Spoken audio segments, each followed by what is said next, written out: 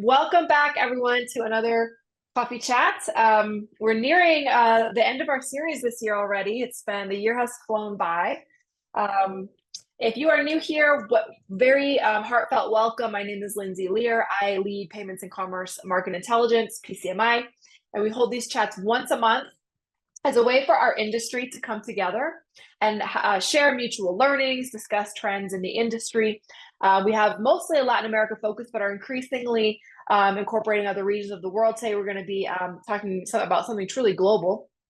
If from whatever background you come in the payments industry, welcome, and you're very welcome to add to the conversation.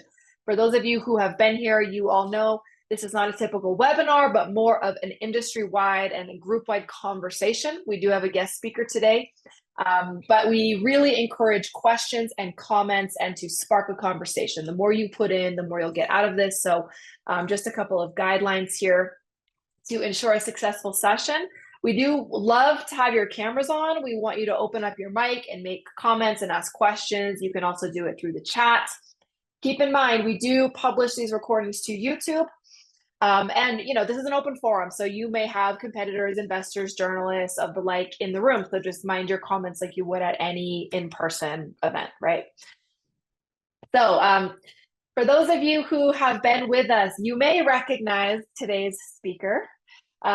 Nick is usually the first one to start off the conversation, which is why it's a little quiet in here so far today. Nick is actually our very esteemed guest speaker, Nick Brown, for those of you who don't know him, founder of Clear Purchase. I'm going to let Nick do a more formal introduction, but Nick, thank you so much for being with us. Nick is truly, I would say, one of our Coffee Chat's founding members, here with us from the beginning. I think he has been the all-time #1 attendee of our Coffee Chats. And I really have to thank you, Nick, truly, for always getting the conversation started. A lot of times folks are a little shy or have some reservations, but you are always the one to get us going with questions. And so I really appreciate that. And I'm so thrilled for you to share with us. You've shared a lot about your expertise and your plans here and there in your comments, but it's really time for you to have the floor. So welcome. Would you like to start us off with a quick intro for those who don't know you? Well, thank you. You all get a chance to interrupt me for a change, which is the first. I'm normally one that's intruding into what people are talking about and asking questions. So most of you know who I am. I'm a super geek in the payment infrastructure world. The massive behind-the-scenes systems that process card transactions and other things as well. I've done pretty much everything you can do in this industry. I started way back in '87, that long ago. I've been in this country for 30 odd years. I've worked for most of the biggest banks in this country and Walgreens, ACI that produced Base 24.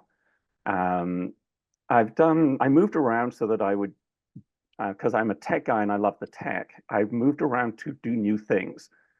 I built Visa's global debit card system. That's one of the biggest things. It was, I don't know if you remember Plus, it's a debit card network. Visa bought them because they wanted to debit card, but they needed a new system and they couldn't build the system. And give them a lot of credit. They're really good at running systems and incrementally improving systems, but building one from scratch they couldn't do. And they realized that, and they brought me in to do it for them. And that was way back in '96. I've been at the top of this industry, very small industry, but I've been at the top of it for a very long time. I've written national and international data security standards for the payment industry, the Accredited Standards Committee's X9, F6 working group. I've written patents for secure payment networks. And I eventually, after a lot of pressure, basically wrote the book on the industry. It's on the website. And the reason I was pushed to do that is not necessarily because of depth of knowledge, though I've got that, but breadth of knowledge. I've worked for all the different players in the industry, so I could write an introduction to the industry from all the different perspectives. Now, there's a reason that I'm going through some of this, is that I have somewhat unique experience. If we want to go on to the next slide. So what I'm doing right now is I'm working with the state of California. There are 3+ million undocumented in the state of California that can't get a bank account because of federal KYC regulations, know your customer regulations. Even for those where they can get an account, they're not doing it because they are worried that they're going to get a knock on the door the next day and get deported. Even if that's not going to happen, they're worried it might. So they do everything in cash. There is a commission that was put together by the state of California that is intended to get the unbanked in the state into bank accounts. We're now talking my language here.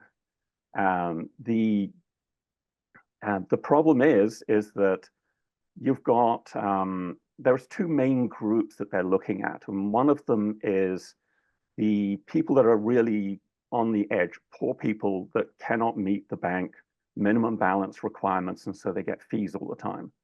And the other group is the undocumented that can't get a bank account at all.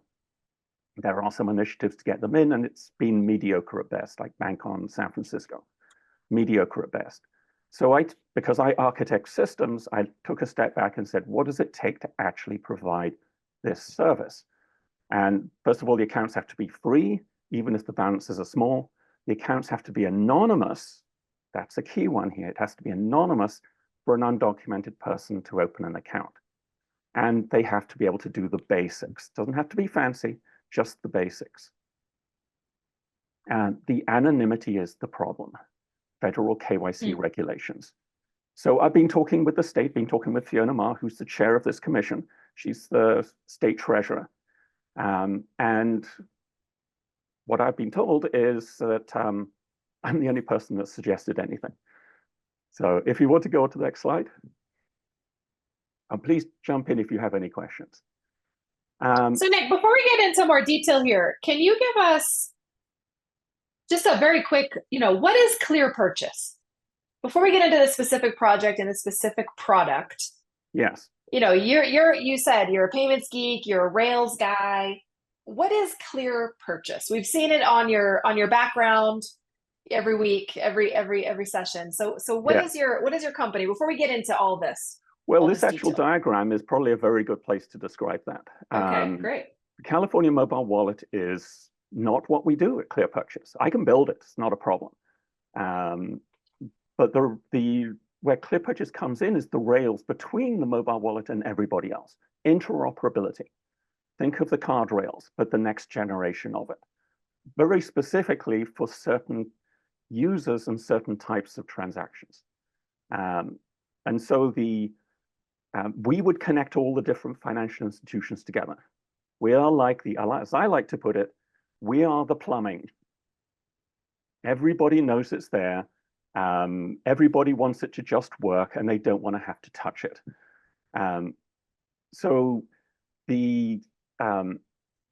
But I love the challenge of that. It's a unique industry. It's a very small industry with ridiculous requirements, and I love the technical challenge. And so that's really where I'm focusing. And when people have other ideas and they need part of what they're doing is interoperability, I can take on that part and they can continue offering their services as add-ons. So I'm not looking to try and take services away from other people's initiatives. I'm trying to really focus on one thing and one thing only, and that's the plumbing, connecting everybody together to facilitate not just purchases, but a wide range of future transactions. That can be. Got it. So yeah. So Clear Purchase is function as a system of rails, like a clearinghouse, essentially, to connect wallets, bank accounts, right? Yes. So how is mostly. Financial transactions? So how is Clear going to be different? Is or going to be different from any other system that already exists, right? ACH, FedNow, Rails, Pix in Brazil. Where are you trying to get runway? Where are you trying to start, and why? How is it different from what's currently offered? That's a very good question. So quite a few years ago, I was looking for a diagram of the payment rails, and everyone has a different idea of what they are. And I found some diagrams, and they were not very good. They were put together by people that didn't really understand the rails, but were using them. And the reality is that there are two rails in the payment rails. There is the ACH rail, which I call the flow of funds rail. And that's ACH, that Swift is involved in that, Ripple is involved in that, there PIX is part of that as well. And then there's the authorization layer, which is where I put the card companies in, Visa and MasterCard predominantly. And they are dealing with the authorization of a transaction. So you have the authorization, that's where Clear Purchase is. We do not do the flow of funds. We will be using existing infrastructure. We will do the real-time authorization of a transaction, connecting. So that's the first step of that. In the way that you do with the cards, you hand over the card, you run the card transaction, it gets approved through the card rails, and then the money is actually transferred later through the ACH rails. That's a similar kind of thing for Clear Purchase. Now, okay, got it. PIX is very interesting because they are the ACH rails, but they've got a pretty good front end. So they've built their own front end to that. It's very limited. You can only do certain things, but good for them. I was very impressed with PIX. But there is not the comprehensive global network of authorizations. You can, with a credit card, you can go anywhere in the world and use it. And Visa and MasterCard, they just finish the transaction behind the scenes. You don't have to worry about it. And so that's what I'm looking to build. I come from that world. So I know what it takes to build that kind of infrastructure. Okay, so you're building the real-time authorization of the transaction, not a new money movement rail. Oh no, I don't want to have to touch the money. Okay. No, All right. So one question here, Nick. Sorry to interrupt you. But you talk about do. authorization point of view. But authorization is a very complex situation. It's not that simple because you need to guarantee the money. Yeah. How it's going to happen that in different rails? Because you're going to ACH is 3 or 4 days to guarantee the money. You say you authorize the money. How you can guarantee the money? Because authorization is a key point. It's a great point. It's a killer point. Yes. There are multiple key aspects to this that all have to be together. The front end one is authentication of the customer. But then you have the authorization layer. And the authorization is, these are two people that are verified that they want to do a transaction together. And so they've agreed to do a transaction. In the same way that the card companies have to do it, Clear Purchase will make sure the money gets to the destination and has agreements with the different financial institutions. So that they know that that is a transaction, because the receiving financial institution knows that the money will arrive. They have to know, they have to be able to trust the system so that they will get the money that's been already authorized. And we are responsible for doing that. So it's a good question, but that's part of what we take on is ensuring that the money will get there. Well, that is a tricky response because you put another part. You say, let me explain the process because I go deep here. Because my perception with playing any no real-time authorization point of view, it should never guarantee the money. With the difference with PIX and other parts, the money is going to be net. It's going to be gross net. The settlement is going to happen real time. You guarantee the money is moved from one pocket to another pocket. When you are in this process, you need the authorization, you need the KYC, you validate the individual, it's critical point of view. But then how we can be clear the money is going to be moving? Because the money can be, I have no money and undocumented, I pay my food, and then I try to pay another point, and then the clearance happened at 12 a.m. and the end of the day. What happened with the money? You don't have all the money you're supposed to have it. But how you can guarantee this point? Because that's a critical point, and the authorization, because that's different between Visa and other networks. I'm sorry to put you on the spot, Nick. It's not right. I just want to understand the validation point of view, because it's simple, but it's not that simple. The network is very complicated when you talk about it. Oh yeah, I know. No, it's a very good question. There is a sending financial institution and a receiving financial institution. The sending financial institution, having authenticated the customers who they say they are, and having authorized the transaction, has authorized the sending of the money. They've said the money will be sent. So that is the financial institution that is making the guarantee. The sending financial institution is making the guarantee to us that the money is being sent. that is available from that customer. In the same way with a card, the sending financial institution, the issuer, is saying the funds are available for this transaction. And so we're able to then go to the other end and say to the receiving financial institution, the funds will arrive. We are now guaranteeing to them the funds will arrive in the same way that the card rails guarantee to the authorizing financial institution.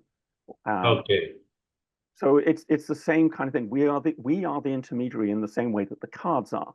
We make sure that the funds get to the destination, but we take it not from the person, but we take it from their financial institution. So it's up to them. They are assuring us, and so we take their word for it, and it gets done. We make sure it gets done. Got it. Thank you, Nick. Thank you for the clarification. So, but yeah, it is not easy to do this. You're absolutely right on that. No at all. No at all. That's the key point. So Nick, you know, you and I have talked about how, you know, from a competitive standpoint, you are looking at the very bottom of the pyramid, right? You're talking about undocumented migrants potentially. You're talking about microtransactions. You're talking about, you know, very small transactions that would most likely take place in cash. So can you expound on that a little bit? You know, you even said, oh, we're not trying to replace card networks. We're actually trying to add incremental volume to the ecosystem. So can you talk about your focus on microtransactions, the business model, all of that? Absolutely, yes. Well, we're really digging into this now. So one of the things that I started looking at 20 odd years ago was I was looking for a solution for online credit card fraud. How can we solve that? And I came up with a solution for that and started writing patents on it, and I have issued patents, and I presented it to the big banks in this country, and they didn't want it. And it took me a while to realize that they really didn't want it. But what I did was I got rid of the fraud around credit card transactions and debit card transactions. I got rid of the vast majority of the fraud. Not all of it, you can't get rid of all of it, but the vast majority of the fraud. And if you look at, and so that's what's the core of the clear purchase rails, is a different way of doing these transactions that eliminates the vast bulk of fraud, of payment fraud. If you can eliminate the fraud, you can eliminate the cost of the fraud, and more importantly, the cost of managing the fraud, because managing it is far more costly than the fraud itself, to be honest. And if you can eliminate that fraud, you eliminate a key component, which is the minimum transaction fee. That 20 to 35 cent minimum fee is there to minimize, actually, eliminate those tiny transactions because of the fraud management that they're going to have to deal with. It's very costly managing the fraud, and you can't manage fraud manually on a 20-cent purchase if it's going to be raised. But if you've eliminated the need for that minimum fee, then all of a sudden you've eliminated the restrictions on how small a transaction can be. Now, something relating to that is it's not just good enough to say that, you've got to still have a purchase guarantee. And this is something that's really interesting from the early days of credit cards, is why is there actually a guarantee on credit card transactions? And my understanding is it's like a quirk of the law in the US that that's even there. And that was before there were credit cards. You had companies that were selling products for payments, like sofas and cars and things, and they would sell rubbish products. And then the buyer would then say, well, this is no good, but they still had to make payments. And so the United States put a law in place that if you buy anything on credit, then the lender has to guarantee the product. That was on the books.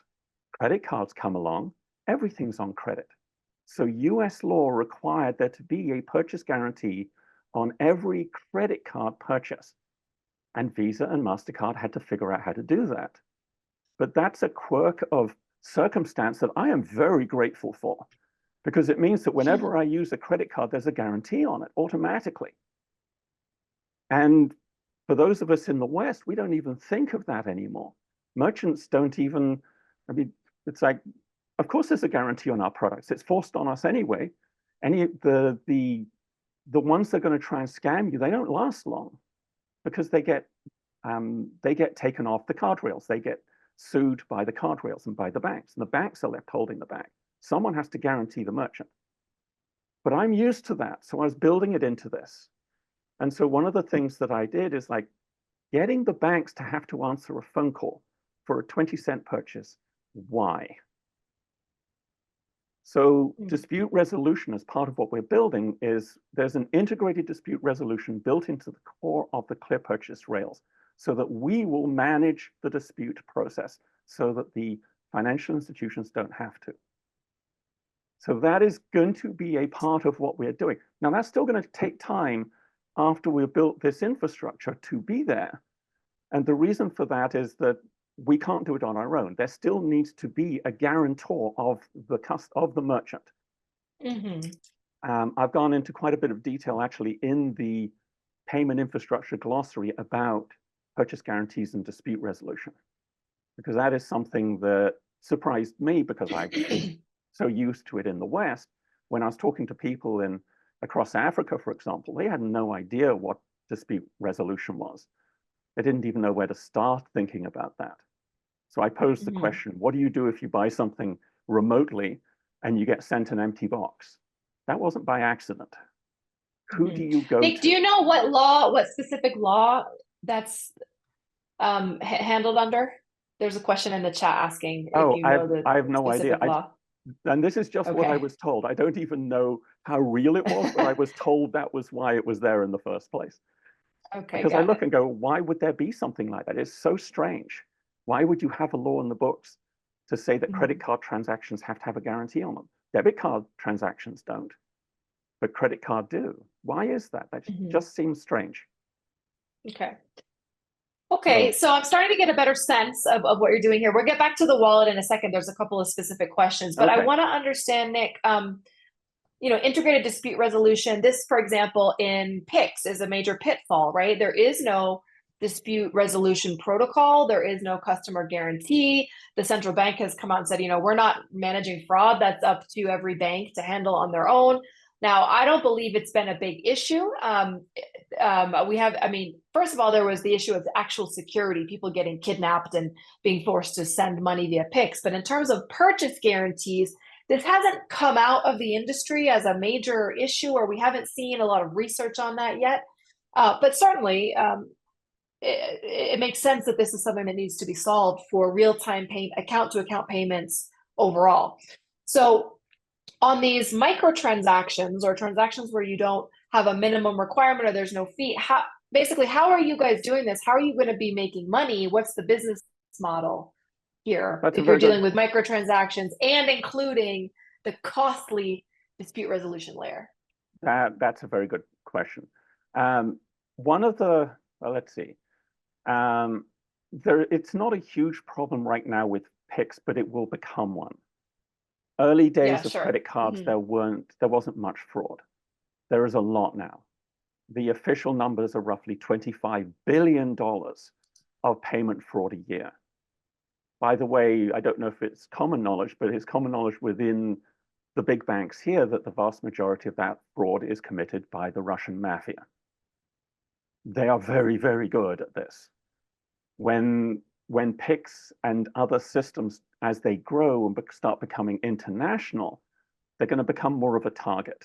And so you're going to get more fraud that comes from that, especially as you're also getting people that are starting to buy things remotely and within Brazil, and then they start saying, hey, we can do this from other countries. And now you start getting international transactions.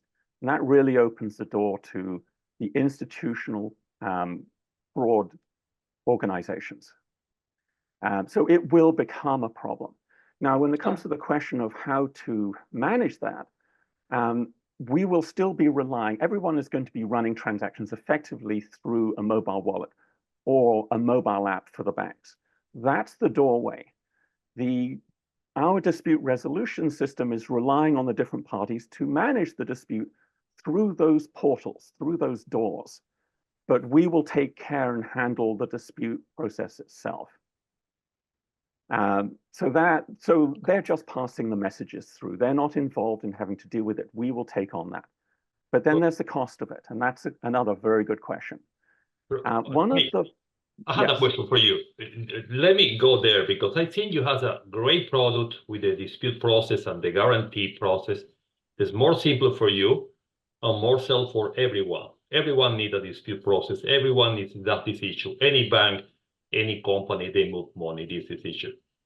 Is no better product to sell this one as a product that goes with the complexity to have a wallet for unbanking people? That's a question for you. No, because I it's a very think cool this question. model for dispute process, every company, Pfizer is going to buy.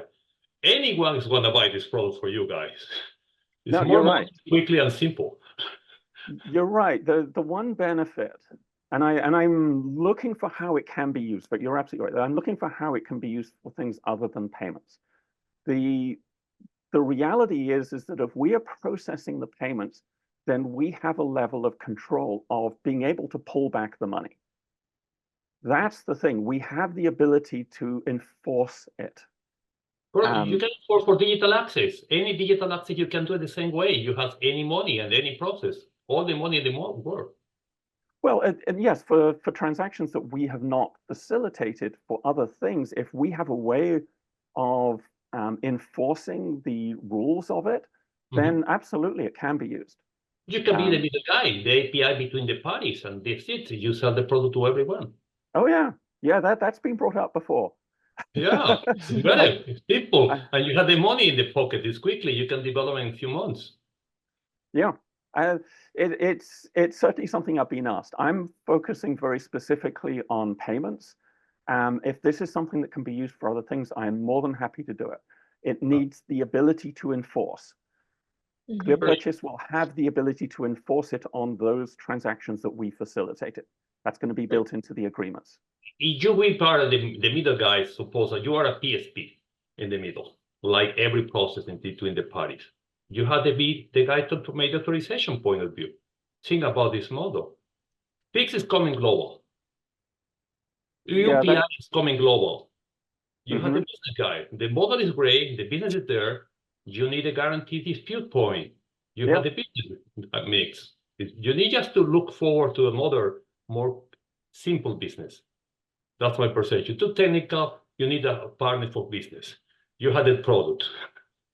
Just a comment point. That's for you to think about it. Let's go to the ballot. Sorry to interrupt you.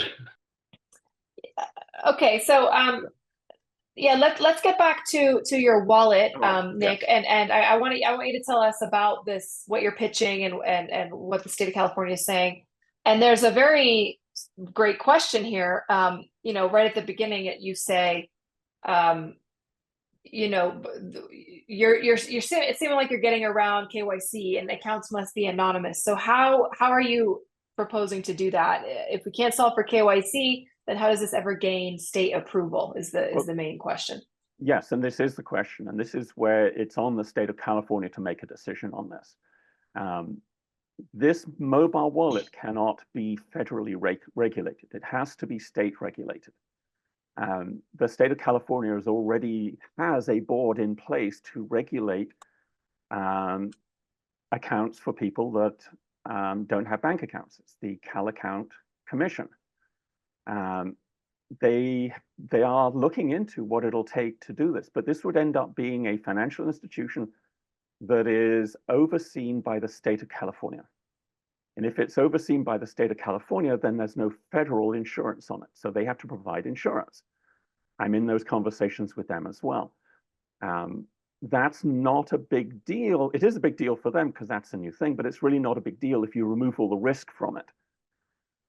So the idea is, do you guys want this? They really do. There are 3 million plus undocumented in the state of California. They're earning roughly $100 billion a year, and they're doing everything in cash. We're not talking about people that have just crossed the border. We're talking about people that have been here for 30 years. They have family here. They have children that go to school that are legal. They have jobs. They own businesses. They own houses, and they still do everything in cash. All you have to do is look on Google Maps and put in check cashing companies and just see how many there are. They take their paycheck and they walk in and they cash it. And those companies take what, 5-6% for that? If all there is if there isn't a wallet with which you can't borrow on it, there's no credit, it's literally you can now have an electronic wallet. But that's no use. Looks like you're going to ask a question. Well, I'm confused. I'm a bit confused. Is this Clear Purchase isn't building the wallet, right? Well, You're saying that but you would. Yeah, I can easily do that. But there are already 4 different groups that want to build this. Okay. So the wallet part. So the wallet is pretty easy. So what role are you guys going to play in all this? The interoperability with us, with Clear Purchase. Because we will connect the wallet to do payroll, to do bill pay, and most difficult part of it is to connect directly to the merchants, bypassing the banks, to do purchases. And the 2 at the top of the list that they asked for was Walgreens and Safeway, so that you had a supermarket and you had pharmacy. Well, I built half of Walgreens' system way back years ago. And so they already know who I am. So that is, and they use Base24, which is the #1 vendor product in the world for processing card transactions. Safeway, as far as I know, still uses Base24. Walmart as well. So once I've integrated in with one, that easily integrates in with the other 2. And now you've got the ability to make purchases. And once you get them on board, then it becomes easier because then we can start connecting to the other gateways. Now, there's still going to be federal regulations overseeing Clear Purchase, but we're going to be working with the San Francisco Federal Reserve that's been very open to not breaking the rules, but finding ways of getting people into the infrastructure. They were integral to Bank on San Francisco. So they are sympathetic with this and realizing that this gets people halfway, still anonymous wallet accounts with anonymous transactions through the rails. That's one of the things with our rails. The transactions are anonymous. We don't know card numbers. Is the intention for there to be limits on the size of transactions? If you're doing transfers, then yes, one of the questions I'm always asked is money laundering. Money laundering prevention. If the accounts are anonymous, then we'll be throttling the amounts on the transactions. You can still have, if I have any say in it, I'll suggest that the California mobile wallet can have identified accounts as well, in which case we can remove those because now there is a trail to an actual individual. But if the transactions are anonymous, we can throttle volume on it so that it basically becomes there are far easier ways to do money laundering than this. So it seems pretty radical for a state to sanction anonymous accounts. Yes. I mean, so how likely do you think this is to go forward? They like it. They really like it. They're a little concerned with the oversight and the guarantees. That's going to take quite a few conversations. It's going to take approval. It is going to take time to happen. But no one else has even presented, is what I was told, no one else has even presented a solution to the Cal Account Blue Ribbon Commission of how do you get the unbanked into accounts in the state of California. Right. No one else, even nibbling around the edges, no one else has even presented one. And of course, the reason is no one else can. It's going to take, this is not a wallet. You can't issue cards from it. The accounts are anonymous. Right. You can't. So just curious, Nick, how do you envision the wallet interfacing with the merchant? Is it QR code? Is it, what's the connectivity? It could be. There are multiple ways in which transactions can be facilitated through Clear Purchase. It can be with QR codes. It can be with, so the basic idea is that everyone has one of these now, or most people do, and they soon all will. This is a pocket computer that you have access to your bank accounts or mobile wallet account. You can now, when you're in a store, you can now access it directly, your financial institution. And so you can authorize the transaction directly from your mobile wallet. Now, this is a radical idea in this country, but anywhere else that has mobile wallets, I think everywhere across Latin America, People are used to this. But what that means is that you are now sending money directly from your account. It's a matter now of connecting the merchant system to your mobile wallet. And so we can facilitate that. That can be a QR code. It can be as simple as a number. We can facilitate multiple ways of doing it. But that's going to be that. When we're talking about Walgreens, Safeway, and Walmart, that's going to be in their register system. It's going to look a little bit like Apple Pay, but work very differently. You're just going to tap the phone on it, and it's just going to work. We'll make sure that happens. That's the same way the card companies make sure that happens. Okay. So there's a comment or a question from Glenn, which I think he sent it to me directly by accident, so you can't see it, but it says, so how can you connect to federal gateways if you're out of compliance with federal law? I'm not sure exactly what you mean by federal gateways, but do you have an interpretation of that question? Well, I'm assuming the ACH rails. Okay. The California mobile wallet will have an ACH routing number. That's going to be part of it. That's already built into a previous law.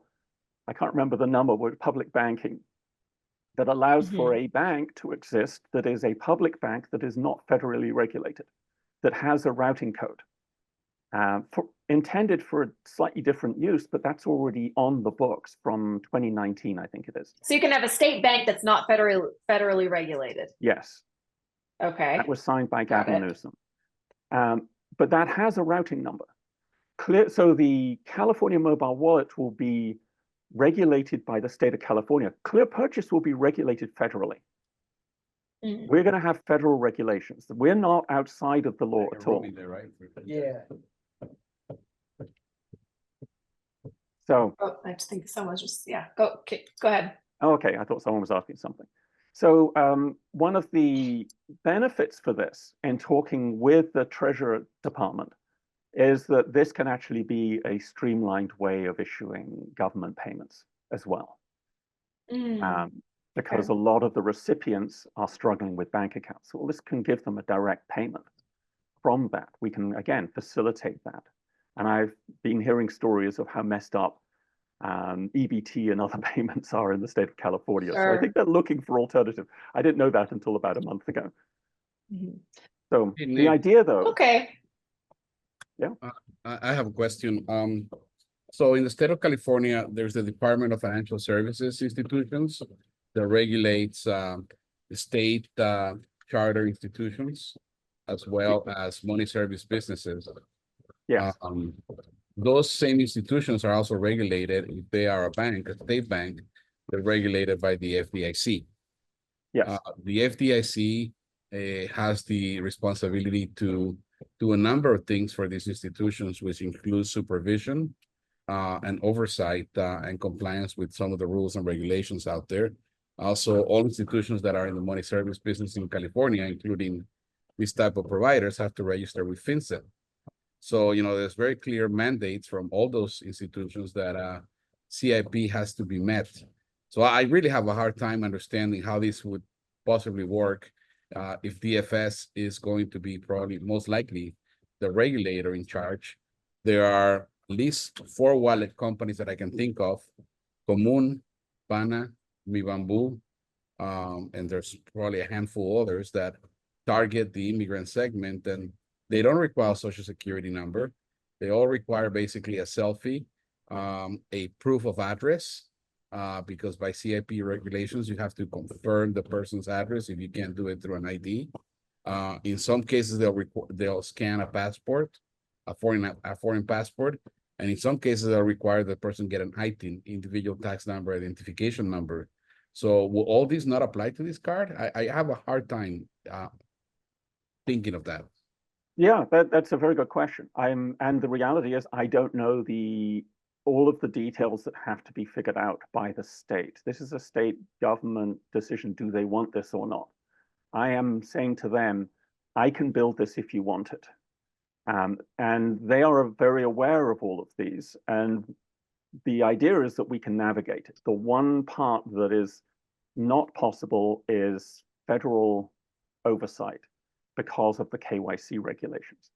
And so they have to say, well, if that part, everything else can be met or figured out, but if they want this, then this can be built for them. And it looks like they are wanting this. They're looking for a solution. As you were saying, with these other wallets, they have to identify themselves. They have to identify their address. There are limits to how many people are going to be comfortable with doing that because it gets reported federally. Yeah, so this is the second attempt for the state of California to try and help address the issue.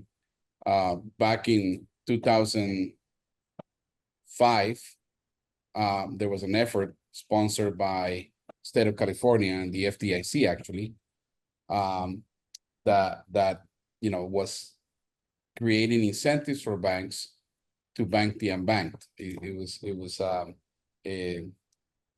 Bank on California was the name of the effort. I think still alive, and I wouldn't be surprised if this is an extension of that.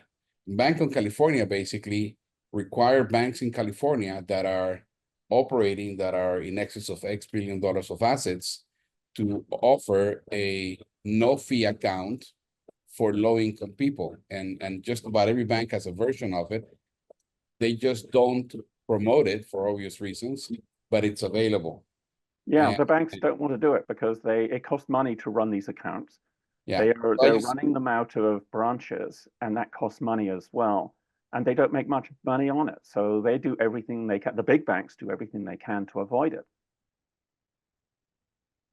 Mm-hmm. One question there, Nick, sorry to interrupt you. That you talk about a closed loop and open loop between the parties. You're going to be the communication between all the, open banking. I'm not trying to take off the secret sauce, but it looks that is a closed loop between open loop and connection between the parties. You are in the middle of the guy. It can be the magic, guys. That's my perception, because the regulation point of view, you can take off, can we see? And you can also validate the guys, in different ways. But you're going to be like a tokenization of the customers and make the process happen between the parties.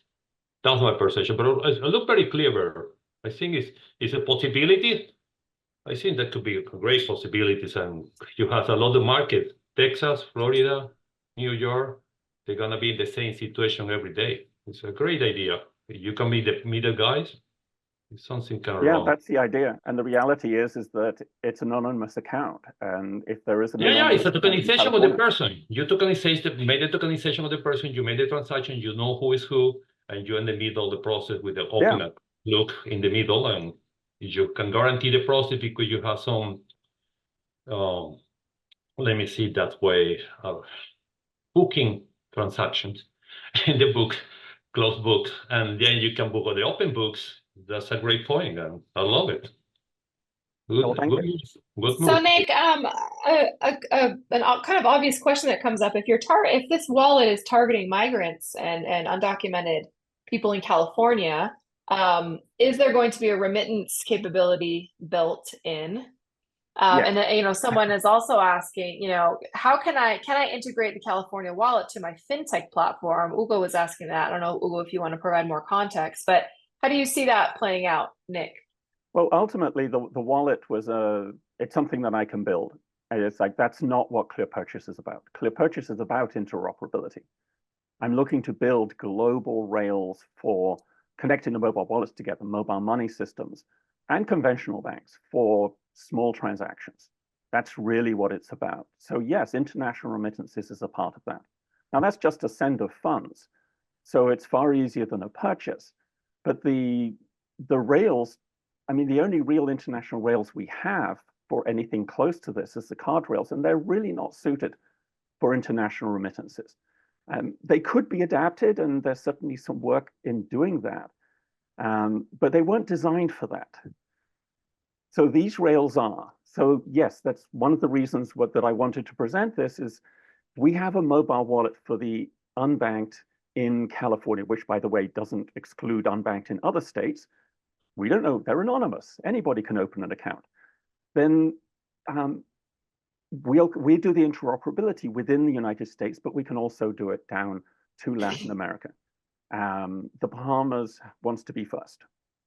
They just weren't big enough to launch there. We were looking for the first big player, and that's the California mobile wallet that has the volume to make this viable. Right. The Bahamas is just too small. So, but no, the whole point is for Clear Purchase to be those rails for international remittances, as well as later purchases as well. No, you also have Swish. You have 222. You are open market, your real-time networks too. In the process, cross-border, and you have everything in the place with the communication process, with the diagram you showed now. Yeah, that's the whole idea. We just want to be the plumbing. We don't want to get involved in add-on services.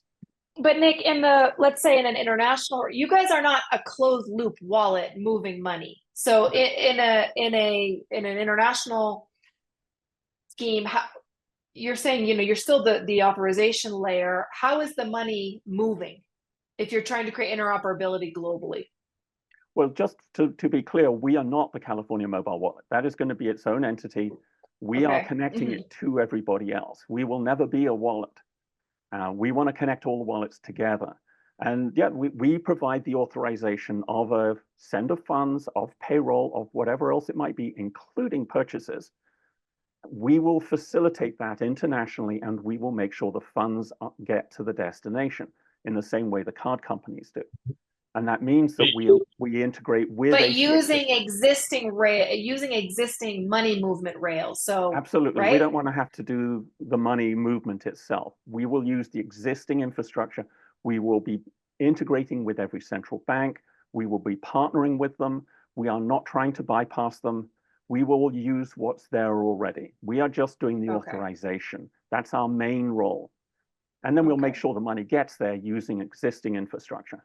So it's not like you guys are guaranteeing real-time payments. That depends on the rail that's being used to move the money.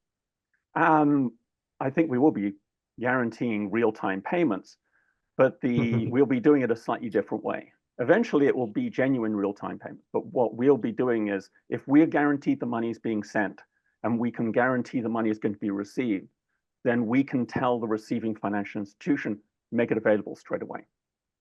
Well, sometimes there's going to be a hold on it, but then they see the transaction, it has arrived, and there is a hold for a period of time for this reason.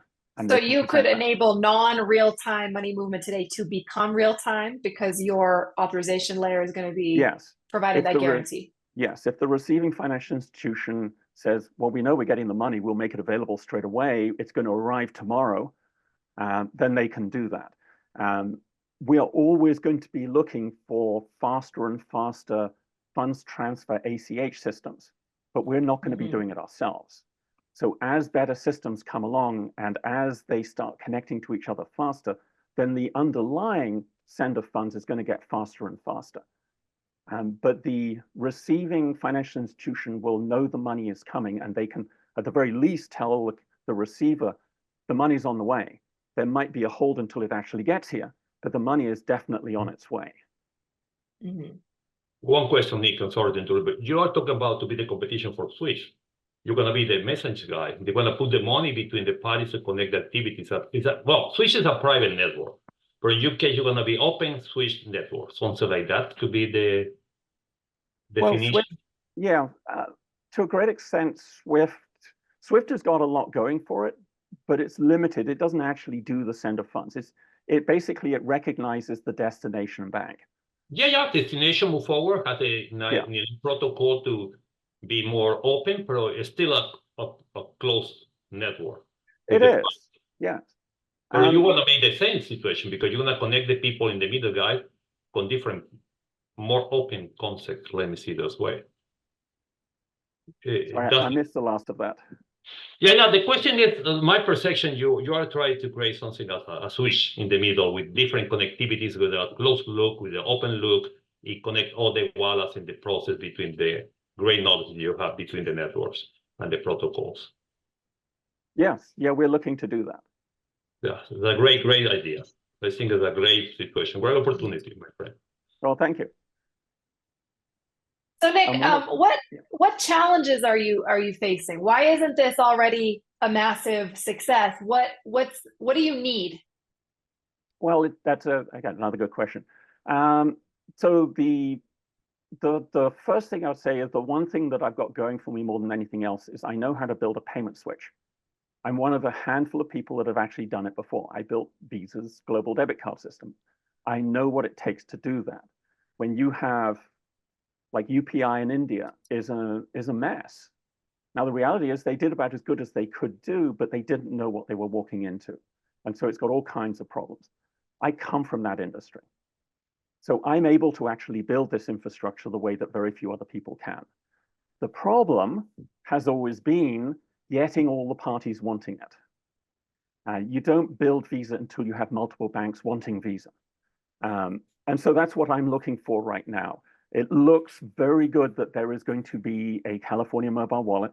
I don't know how long it's going to take. It might be a year or longer before they finally approve it. But everything is looking really good for that. And then I can do interoperability within the United States. I would like to make this a global network. My goal for Clear Purchase was not a US system. You don't really need it here. We desperately need it, especially across Africa. And I've got the system ready to go. Well, not ready to go. I've got the technology behind it ready to go. I've got a running prototype. I'm looking for the first movers. A California mobile wallet gets people who are undocumented into bank accounts. They have families south of the border, whether close or far, Latin America. I'm looking to build the infrastructure. So right now I'm looking for those financial institutions, whether banks, wallets, or other financial institutions across Latin America that are interested in being part of this network. I would like to get a non-binding letter of intent. I'd like to get people just saying, I'm interested in knowing more about this, because I'm looking for first movers. The first move isn't going to happen anytime soon, but when it does happen, what kind of investment is required? Let's say a bank comes, hey, I'm really interested, tell me more. You know, what kind of investment is required on their behalf? Right now, absolutely nothing. Okay. It's at a certain point, it's going to be time to build the network down into Latin America. And at that point, we need to make as Clear Purchase a decision of where we go first, because we have to do one country at a time, because we have to work with the regulators in each and every country we go into. So we're going to go to the country that's shown the most interest. And this is one where this is one where the more financial institutions, the better. You're not competing against each other with this. You all benefit by all playing together. So the country that has the most interest is the ones we're going to go to first. And the companies that have shown the most interest are going to be the ones that we will connect first. But for right now, I'd like to start getting an idea of who's interested in being part of a network like this and where they are. So that's what I'm looking for now, is if you're with a financial institution and you might be interested in being part of this, let me know. There's no commitment. I already have some letters of intent, and it basically says, we intend to look at this seriously, with no guarantee of anything. I can even give you the writing that they've written. So you just put your letterhead at the top of it. Is like, yeah, that sounds fine. Just so that I have an idea of where there is the most interest, so that I can proceed along that pathway. So that's what I'm looking for now. Okay. There's no guarantee. It's going to be a year at least before the California mobile wallet goes live, probably longer. Okay. All right. Very interesting. I think anything you want to mention on this slide, Nick? I think we're at the end here. We just have just a couple more minutes left. So if anyone has any final questions, or Nick, if you want to make some final remarks here. This is something I've been working on for a long time. 20+ years I've been working on the technology behind this. And I've been looking for where to go. And the reception that I've had on these calls has just been amazing. And the people I've met through these calls has been amazing. And that's where I'm looking, going, it's not Africa. I know people across Africa. I know a board member of M-Pesa. It's like, it's not going to happen there first. It's going to be here. I'd love it to happen here. There's been so much innovation. Africa has been amazing, but they're like a big hole in the ground and they're clawing their way out. When it comes to outside of Europe and the US, the real innovation is happening in Latin America. You guys are forging it. You're ahead of us in so many areas now. And I see adopting new ideas. This is where it's happening. So anyway. All right. Well, thank you, Nick. I think I certainly became educated more educated on what you're looking to do. And thank you for walking us through that and stating clearly kind of what you're looking for and who you'd like to partner with. There is in the chat, Hugo has provided his email. I think he was asking about how to connect to his fintech. So perhaps there's an interesting conversation there you guys can have. So thank you so much for sharing with us. Oh, thank you, and thank you, everyone. All right, guys. Well, thank you very much. Please, here you have Nick's information. You can also reach out to me, of course, if someone wants to get connected. This is going to be on our YouTube. So someone's asking, will we get access to this? It'll be published on our YouTube channel later this week. Okay. And please make sure we only have 2 left in the year. So make sure you join us in just about 1 month on November 4th. For our next coffee chat. All right. So great to see everyone. Thank you very much. And we'll be in touch soon.